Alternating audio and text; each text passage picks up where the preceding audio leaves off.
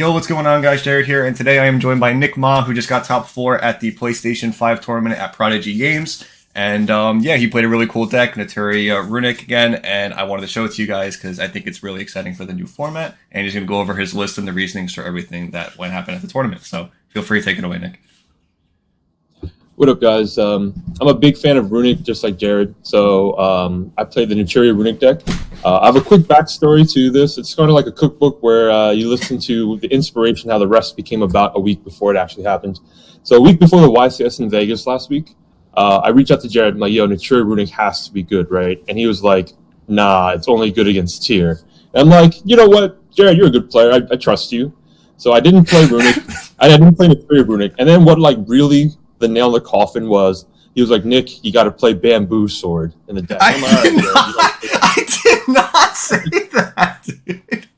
I'm all right, Jared. If you don't like me, you just tell me that. I don't have to talk about that. You're fucking capping right now. You check out his last YouTube video. He talked about fucking Bamboo Sword. I even said I would not play this at YCS. And I took that advice seriously. So I'm just joking for half of it, but I discarded the idea of Naturia Runick. I didn't know. I didn't really explore it. I wish I played it more, but I just didn't own all the cards at the time. And I'm a type of duelist that I need all the cards in my hand to kind of like even commit to playing. So I played Sprite and I played Sprite Runick, but I was not doing too hot with it. All my friends playing Despia were just crushing me every single game, and it wasn't even close. And then the Naturia players were just like really just like destroying me in testing. So I was not in a good position to make a deck choice. One of my friends out of the blue who plays Master Duel a lot was like, try Sword Soul Runick. You can make cool level 10s, cool level 8s, and then your Runick engine backs it up. And this was like Thursday night, and we had to submit our deck list by Friday morning before 10 o'clock. So we make this horrible Sword Soul deck, Sword Soul Runick deck. The idea was if you go summon Moye, reveal a worm, and then you chain a Runick spell to special Hugin, you can go Coral Dragon, and then Coral Dragon synchros with Moye to make Baron and draw 2. I'm like, oh, this idea is broken. Let's try it out. So we kept getting to that point and passing, and then I would just like retry again to make sure the decks like can do that. So we never got past that point, and it really was reflective in the tournament because I would combo and open, and then I would just slowly lose. It's like the wind was slipping out of your fingers, and you could feel it every turn as you're passing, and you're bricking on just Sword Soul cards or something. So come to this week after a few. The Runick Naturia deck did well at the YCS. I saw that. I took some inspiration. I talked to Jared again. I cut a few cards just to kind of reflect how I wanted to play it. Again, I don't know if this is the best way to play it or the ideal way. I just found some issues when I was kind of solitarying hands and I cut cards. So I'll talk about it first. So Kelbeck and Agito are the millers. These cards are broken. They really help accelerate like milling your opponent out, but also say if you don't have a lot of Runick spells in rotation, it lets your initial Runick spell activation with Fountain that would like maybe shuffle back 1 or 2 to shuffle back 3, and then the subsequent draws would let you like each one lets you get a net 3, which is like really great, which is good with Agito and Kelbeck. And if you're super lucky and you hit like Sacred Tree, you can kind of add any of the Naturia cards to your hand. So I cut for my going second cards. I really cut all the cards like Evenly Matched, Book of Eclipse, cards like that for 2 Ash, 2 Nibiru, and 2 Imperm. The local I go to, they have a lot of Despia players, a lot of Naturia players, and less Naturia players. So my deck kind of is focused on that Despia matchup. I'm scared of Branded Fusion. I'm scared of all that stuff. And I like cards like Ash for that reason. And let me talk about Imperm, like real quick in here. This slot was supposed to be Book of Eclipse for a while, and I was playing around with things like Tactics so I can help draw cards more. But what I found was I would draw Nibiru sometimes, and I couldn't resolve it because sometimes the deck would make a negate, or sometimes something would happen where I need 2 hand traps to play. So I switched that slot to Imperm because it was pretty good going second, game 1. And when you go first with it and you set it, it's just like an extra freezing curses is never a bad thing. Mm-hmm. So I really enjoyed the Imperm. On Friday, there was an Xbox tournament at that same local. So Friday was an Xbox, Saturday was PS5. At the Xbox tournament, I played the Imperm slot as Tactics, and I did dead draw it a few times, or like I drew it, I played my whole turn, saving it in case something happens, and that would pass within my hand. So like I didn't like that feeling at all. So the Imperm was kind of helpful because the power level was kind of equal across the cards as opposed to tactics where like you had to like play to make it resolve. If that makes sense. So with the Naturia cards, I really, really like these cards. This is the first time I was playing, like the first like week or so I'm playing it, and I love that Camellia is a level 4 tuner. Camellia into Blessing, and then Blessing back into Camellia is one of the craziest players. I can't believe I haven't been playing this the whole time. It's just a better feeling Moye. What I would do typically turn 1, I think this is the normal play anyway, where you go summon Camellia, dump tree, grab a Blessing, and then you would play a Runick spell into Hugin, grab the field spell, and then you make either start as Charge Warrior or Coral Dragon. And then you would Blessing or Runick spell into the Baron, whether which level 6 synchro you made. Yeah, the tuner or the non-tuner. And then you set the Blessing for your opponent's turn, and then on your opponent's turn, I would summon Camellia and dump Sunflower or Tree for another Blessing. And then that way, like, when you have Mole Cricket or Sunflower in graveyard, it really kind of plays on your opponent's turn, whether they have to kill you or not. So what happened a lot in my games was they would summon a monster, and I would reborn back Sunflower with Camellia's effect. And now they have to go into battle phase and then kill, like, both my guys. And then in main phase 2, they would start playing to, like, synchro summon or do whatever, and then Molker would come from the graveyard out. It wouldn't, like, activate its effect right away because it didn't bring any guys of value out. But back on my turn, I could, like, start my turn with a Naturia monster that gets directly into Blessing right away, which was, like, crazy. Really big fan of the Naturia engine. I really wish I played it for Vegas. Nothing else to say about that. You threw me under the bus on my own channel. Yo, oh my god. Yo, guys, I'm a Garrett fan too. You know, I'm saying I was duped by his videos too. No, you know who you were duped by in the hotel room. You know who you were. I'm not going to say the name, but you know who you were duped by in the hotel room. You got snake charmed. What was the connection between Bamboo Sword? I kept thinking about it. Was it like, yo, Bamboo Shoot, Bamboo Sword? It just kind of works. Is that? What was the interaction with it? I was trying to figure out how did you get inspired by Bamboo Sword in this deck. Oh, because the Camellia is a 1-card level 9 synchro, and there's a broken power tool level 9 synchro that you can go into. Oh, the Braver tool, yeah. Right? Oh, okay, that is, yeah. So let me talk about the Runick spells real quick. I play a little bit of the bigger engine. I play the all the standard cards like the utility ones and tip. But I also play Smiting, Dispelling, and Golden Droplet. So I do deck out my opponents. That's like one of the main win conditions in this deck. And something cool about Smiting Storm is you can, if the cards your opponent controls exceeds the amount of cards in their deck, you can still Smiting for the rest of their cards. So Smiting is kind of like the weird kill Runick card, which is nice.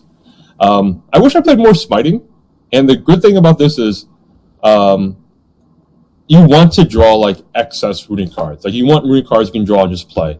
So Golden Droplet doesn't feel good because your opponent draws a card, but like in essence it's a mill 5, which is great too. And Smiting Storm kind of hits like for those numbers as well. So those are like the good Runick kill cards, and you just want combinations of Runick cards and Naturia cards. All the Naturia cards play with Runick cards, which is great. Unlike the Sword Soul deck that I played before where none of the cards played together. Only specifically Moye comboing with a Runick card played. And then like Ecclesia helped too. Like Ecclesia can add to your hand when you can to the graveyard. But all the Naturia cards played really well, so I wanted my hands just to be like Naturia, Runick, and then like one going second card, maybe. You know, like those were typically the hands I really, really want. And like the God card to draw really is Sacred Tree. And then with the conjunction with all the big Runick spells I play. So I'm going to play 1, 2, 3, 4, 5, 15, 18. I played 18 non-field spells, so 20 total with the 2 fountains. So any of those 18 with a Naturia card lets you kind of like make Baron and then set up Fountain really well. That was the main deck. Do you have questions or any words you kind of like want to ask? Is there like, all right, so is there anything you would like want to change in the main deck at all? Like, I wasn't a huge fan of the Agito Calbeck. I think the games that I lost, sometimes I just drew them and like I wish it was like a Runick spell or something to play. Really? Because there were more like support cards than play cards. It could have been just those specific games. I didn't have a lot of reps in with the game with this deck yet, so like that my opinion might change over time. But in the moment, I felt like if they were just like more like a Smiting, another Smiting, anything like any Runick spell I could play to like proc stuff. A third Fountain would be something cool to think about too. Again, like my concern in the deck is bricks. That's why I only play 2 Nibiru and 2 Ash and 2 Imperm. I think Nibiru is the best hand trap right now. It covers all the matchups like Sword Soul, Despia, Kashtira if they play into it.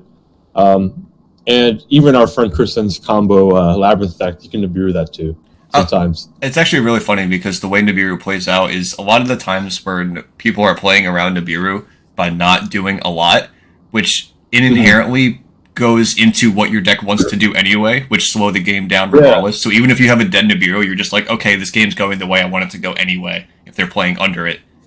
And then when they do eventually try to overextend for the kill, you can just punish it regardless. I think the ratios is the important thing with the deck. I'm not sure about the deck count. I have 41 in the deck right now. But you want to draw playable. And the reason I cut down on the hand traps, I think you cut down in your video too with Ashen too. Yeah. You didn't want to draw multiples of these cards that you can only play once, and they're not impactful enough. Yeah, I had a lot of issues, but right when about the time I was figuring out decks for the new format once tier got hit, I had a lot of issues, even with adding the third blessing, where I really agree with you adding the extra runic names, because I had a lot of hands where sometimes where you just draw Tree, Blessing, or all Naturias with hand traps, or maybe a Guido and Kelbeck, or Sunflower, and it's the hands don't actually do anything without runic cards. It's just all Naturia and going second cards. So I actually really like the more runic cards in this deck. I think it adds a lot. Something I wanted to try, I don't know if you thought about too, is Vayne. Vayne's the other Sunflower, where it's for spells and traps. Dude, I have every every Naturia card pulled out for this deck. Yeah, that's how I build too. Let me find an archetype. I grab every single card in that archetype that's possible. Stinkbug was on the table for a little. I think Stinkbug, that's his name. Yes, Stinkbug negates attack. I also have Rose Whip, which is only one spell or trap per turn. Land Noise is pulled out. That's also pulled out for this deck. So I want to talk about Land Noise a little bit too when we get to the extra deck. Yeah, that's fine. You want to go to extra now? Yeah. So let me start with my side deck. My side deck's really bad.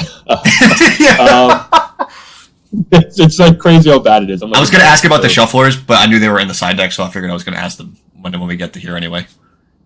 So my side deck consists of the third Nibiru, both the shufflers, one of each Bestial, the third Ash, 2 Bells, and then evenly and D-Barrier. I think the best card in my side deck was just D-Barrier. Everything else was a mishmash idea of I try things. So I'll kind of explain why. So for going second against certain decks, I would want to have the third Nibiru in, and same idea with Ash. Against Branded, I want the third Ash in going second and all too. So I have a 6 card to draw, so I'll be less likely to break with my deck.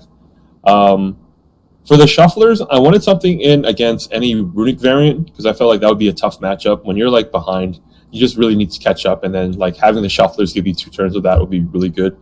Something I did wish I had, sometimes I wish I had one in my main deck. The reason I cut it is because I felt I kept breaking with it. I draw it and I just wouldn't get to play, and I would have this card in my hand. That'd be the reason why I would break.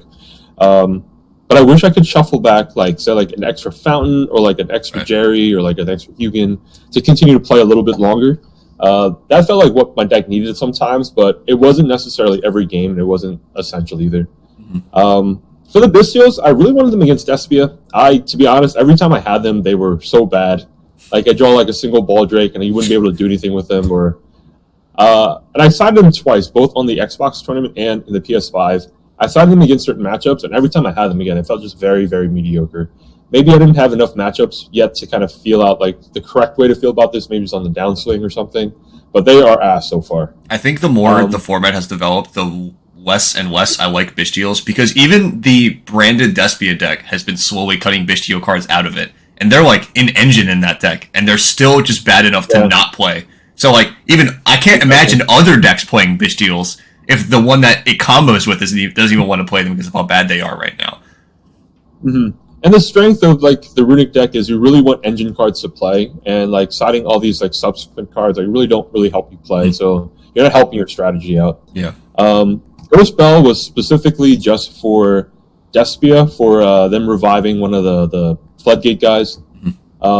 Evenly match for, again, the back row decks and all. I only sided it a few times, and I would draw it late game a lot, where say I got to the middle game and I didn't see an evenly match yet, and then when every draw is critical, again I would draw an evenly match instead of any Runick spell, and I would have to pass with it in hand. Yeah. Not loving this card right now. Again, I don't have enough reps with it. I think the main deck is really, really strong, but the side deck needs a lot of work. And then the last card's D-Berry. D-Berry is great. You flip it and you just win the game. I don't know if you've had this experience with Evenly, but where like people, a lot of decks right now, almost similar to last format in a way, but like many decks to play around Evenly, they usually do one interaction for Evenly match to play around it. And when you just go enter battle phase, they'll do either like let's say like Flu will make Avion, like just some kind of one interaction that you know where it is to stop Evenly. And if you ever have like Evenly plus tip, you just in battle phase tip for like, let's say like freezing curses to negate the Avion, then just Evenly them anyway, and like just to force it through with Runick cards. I don't know if you've done that, but I've done that a couple times, and it just like hits differently. That seems broken. I'll keep it in too. Like what I do with my side deck, or what I do with cards sometimes, is when a lot of people play it, and it like objectively is a good card. I love Evenly Match. It's for some reason in this deck I like haven't gotten accustomed to it, I guess. Yeah. I'll like put trust in everyone, and hopefully I keep trying it in different ways until like it plays well for me. Yeah. And that's how I learn how to play the cards too. Anyway, That's a really good point. Like, good. No, go finish. Another cool thing, like I tried doing, was like summoning a Jerry in battle phase to deal with something, and then Evenly Match and all. It just hasn't come up for me. Like my opponent has not made like a huge board to like for me to get a juicy Evenly Match yet. Yeah, it definitely comes up rarely, but when it does come up, it's like really good. And Evenly is like a really good way to get back. Like Evenly Match followed up with like a Mole Cricket or a Camellia is just like, it's so insane how much value. Yeah. And it gets a lot of shit because, you know, obviously Runick cards skip battle phase, but like when you get that one battle phase, especially turn 1 to break that board, and you can use Runick cards in the battle phase, it gets really silly, like really fast, how many combos you can do with them. Like the cards are so free play, and you really get rewarded for knowing like a lot of Yu-Gi-Oh with them. Especially with chain blocking. I don't know if you ever went like I don't know if you ever went like Runick Spell for like your, it's like Runick Spell for your draw for Fallon, and you chain like Blessing to bring back Camellia to chain block the Runick Fountain for drawing. So you go like yeah. Like just knowing Yu-Gi-Oh with this deck is so rewarding. It's like insane how much like value you can get with it. This deck is a really like a fighting deck. Like you don't big combo and like win in one turn your opponent scoops kind of. It's just you go back and forth, and you're looking for like so small interactions to win. And the more small interactions you win, the higher chance you have to winning the game in general too. Yeah. Like you start decking your opponent out without them realizing that they're going to be losing by deck out, and you feel like, hey, look, I have a comfortable position that 3 turns from now I'm going to win, and I can't lose they can't break it. Yeah. Let me talk about the extra deck. Something that felt great about the extra deck is I made every single card except Archeon, and every card came up in multiple games, so it felt like every card was like very needed. I was just going to compliment you on your extra deck. I actually like love every card in here. Like this almost seems like the perfect extra deck for me. Something that like I'll talk about each card individually too. So Dugars is great because when you brick any level 4 and Jerry makes him to, and then it discards the Sacred Tree. When you start out early in the game where you grab all your fountains out quickly, sometimes when you draw Sacred Tree, you can't get it out of your hand. So you want guys that are easily able to like get them out of your hand with creating value, and Dugars is great with that. Love Dugars, wouldn't change it. Exciton is probably on the lower end of the list for me at the moment. Again, I didn't play a lot of matchups where Evenly Match were good, nor where Exciton was good, but that doesn't mean that these cards aren't good. They just probably I've avoided those like situations so far. You do want the dream feeling of like Book of Eclipse or something, and then Exciton to clear everything, and then again Naturia on main phase 2 to really establish. So I'll still continue playing Exciton. It just hasn't come up for me yet. Jerry is much better in this version than any other version of Runick I've ever played. Usually only play one Jerry to add back the field spell or just like the extra name for something like that. But with this deck, getting the Synchro Summon to make 8s and 10s and 6s is really good.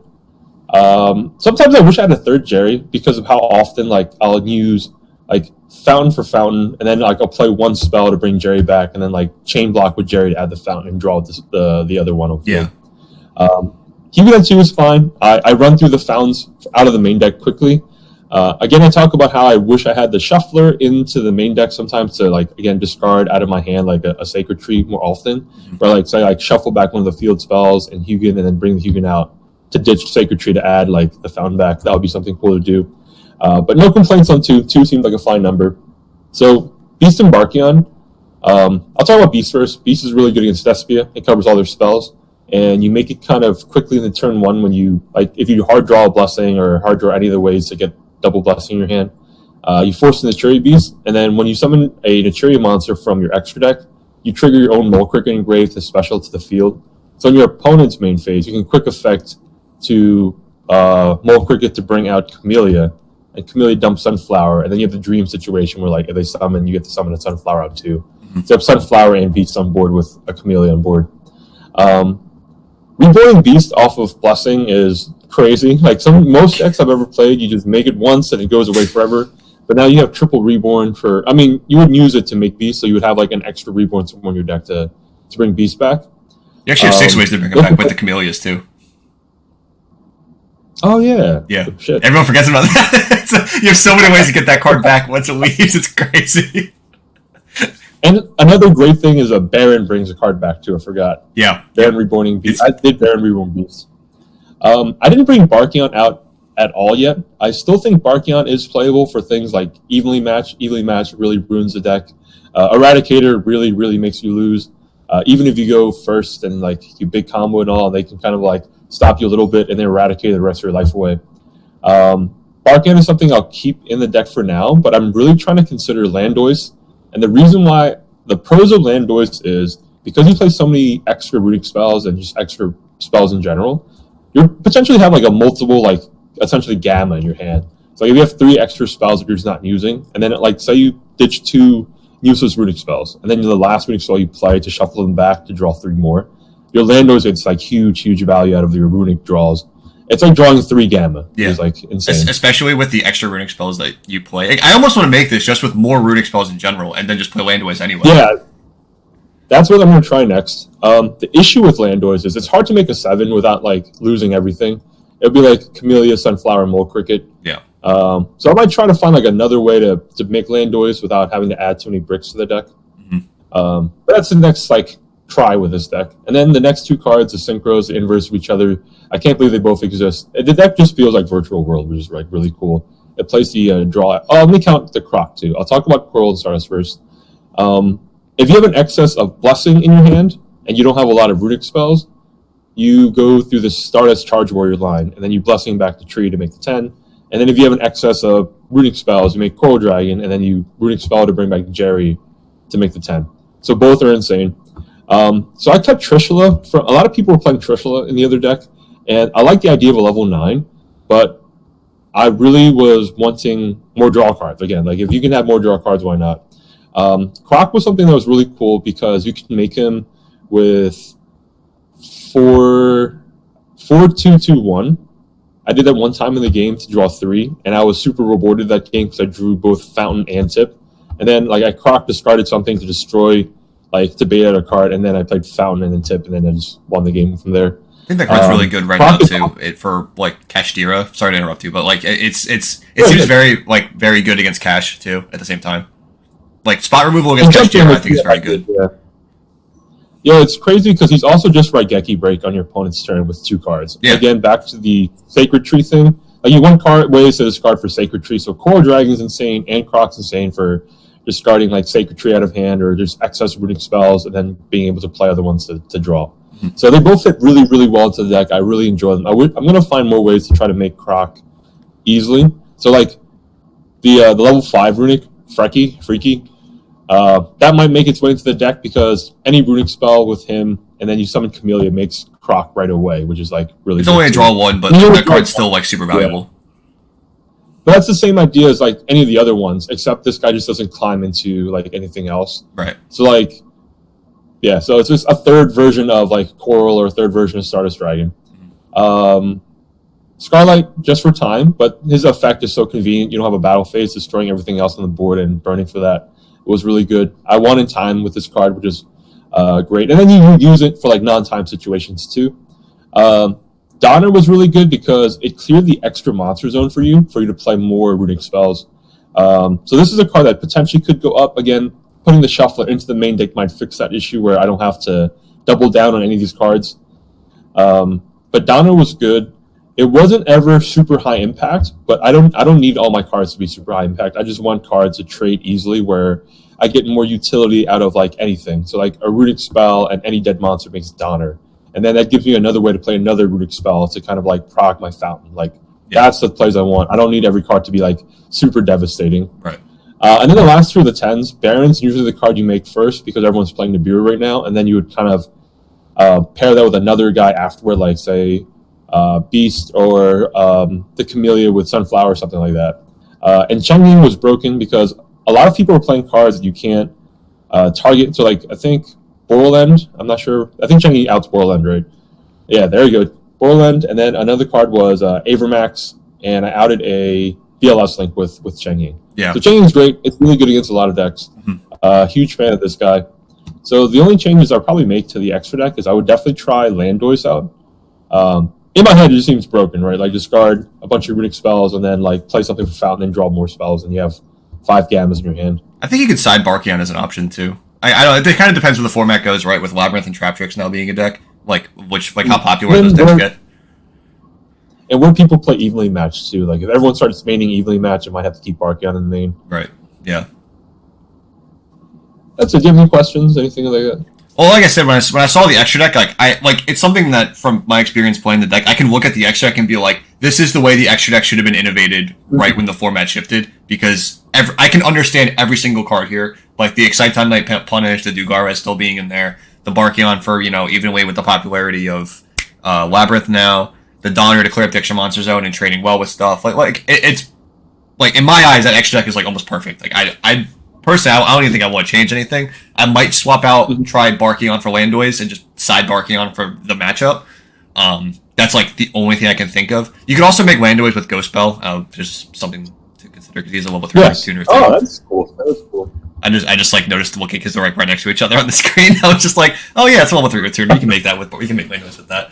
But yeah, it's really cool. Like I really like this deck. I'm gonna go probably back to it now, at least on Dueling Book, to try and see how it works up with the matchups and stuff, because I've still been on the heavy Sprite train for now. I do want to try this again. I do love Sprite too. Quickly, some things that could make the extra cut. Baguska was one. I was like, how often would you make Baguska? And then Baguska backed by like rooting spells seems like really strong. Yeah. But I cut Baguska for Scarlight. And then another time card you could try is Cowboy. Cowboy's really easily made in the deck too. Yeah, that was my go-to before. Double Camellia, anything like that. Mulan was another card that wanted to make the cut, but it was a time card because any runic spell became a immediate time card. But I didn't like that, and it just didn't come up too. Like the other thing, like your games would end before time would come up at all. Scarlet covered like both the time and the field destruction thing really well, so like it kind of like stood out. Is there anything else in the side deck you would want to try? I don't even know. I don't even know where to start with the side deck, to be honest. I think I have to play more. I have to play more games that like just in general, and then to see where like people start going with kind of like the format and like what I want. Maybe outs to like things like if Spell Cancer comes out, maybe like things like Lava Golem or roster mode. I have to see like how my deck loses before I start making my side deck more. Yeah, I don't know if you've seen how like a lot of the Kashtira players have been playing now. I think there's a chance that Kaiju see more play coming. With forward. The one Arise Heart. The way they go Arise Heart preparation, use Kaiju over it, and the preparations can't bring back the Arise Heart from the graveyard, so it sets you up like pretty nicely to be able to play at least. That sounds pretty good, actually. That's just something I've been considering currently, but. Then you can main deck like triple Nibiru, triple Kaiju, and it kind of covers both sides of how they play, like if they play short or they play long, or whatever. That's a good way of doing it. Definitely a highly consideration. But so is there anything else you wanted to go over for it? But I mean, everything else it seems like really good. No, this just seems like dragged out conversation at this point. Huge fan of the Runick cards, and then Naturia cards were so supplemental to them. Big fan of it. If you want to sit at home and like solitaire the deck, you could cut every non-engine card and just play it, and it'll just be like a very fun feeling deck in general. Yeah. And then once you kind of go to locals, you start crafting it by adding like whatever going second cards or hand traps or supplemental cards you want to kind of like make it smoother or more battle efficient. But other than that, like this is the deck. This is just something I want to talk about. This is just a conversation to talk about Runick, really. just two Runick fans just sitting. Just two Runick fans talking. But overall, I think this, like, I've said this from the beginning, that the Naturia Runick deck is very based on what the format shapes up to be. Like, I know there was a consideration of, like, I've said, like I said, I have every Naturia card pulled out. I know when depending on how popular Kashtira was coming out. I know Naturia Horn Needle is very good against Kashtira. I don't know if you know what that one does, but I don't. When your opponent when your opponent special summons a monster, it's tribute 1 to pop the monster immediately, not once per turn. Damn. So they go like special unicorn or Fenrir, you just blow it up, and then if they do it again, you just tribute. That sounds really good. Blow it up. Yeah, but like Sunflower is still like generically the best one, so I haven't had a reason to change it. And like forcing battle phase is just like crazy, like overall, like that's just nuts. Something cool you can do with this too. You really want it. You can do that Merly bullshit that you're trying to do in your deck. In this deck too. Oh, with the Dracostapelia, with the one Merly. Yeah. See, the problem is like the Merly in the Sprite deck like works very well because you can just like kind of combo with it. In this deck, I don't know if you can combo with it. I feel like you're just kind of like. Oh, you'd be stuck with a sprint, right? Yeah. Yeah, you're literally just stuck with Merly in your hand. It doesn't actually do anything. At least in the Sprite deck, you can like normal it, make gigantic, and then like still play and build Runick cards. So it works out really well. Yeah, That's but fair. Overall, I'm definitely going to give this deck a try, and hopefully, you guys watching give it a shot again, because I think this is, definitely something working into. There's good innovation here, especially in the extra deck of where the deck went to, especially with the Crocosaur. I think this is one of the best additions that this deck could possibly get. So yeah, It was nice. Before I end the video, I know we recorded earlier and I messed up my audio, so I'm going to go back again. Shout outs, because I think we missed the shout outs in this recording. Oh, shout outs first, like always, to Prodigy Games and David Barnes in Lindenwold, New Jersey. He does monthly PS5 tournaments, and on top of that, he adds a lot of like booster pack prizing. So I lost in top 4, and I got 32 OTS packs and a booster box, and that's like insane. Like I didn't play Ultimates, unfortunately, but still, like getting to do that monthly, it gets you. That's like a competitive player play without having to travel all the time, which is really nice. It gives you a reason to like try to play. Yeah. And I just really, again, we're just two guys talking about Runick right now.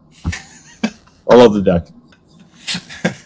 But all right, yeah. Again, thank you. I appreciate it. Congratulations on the top 4 and everything. I'm glad you like the deck, of course, and and I'm sure we'll see you at the 250th YCS. I would assume. I won't be there, but I'll be at Philly. Okay, YCS Philly. Okay, perfect.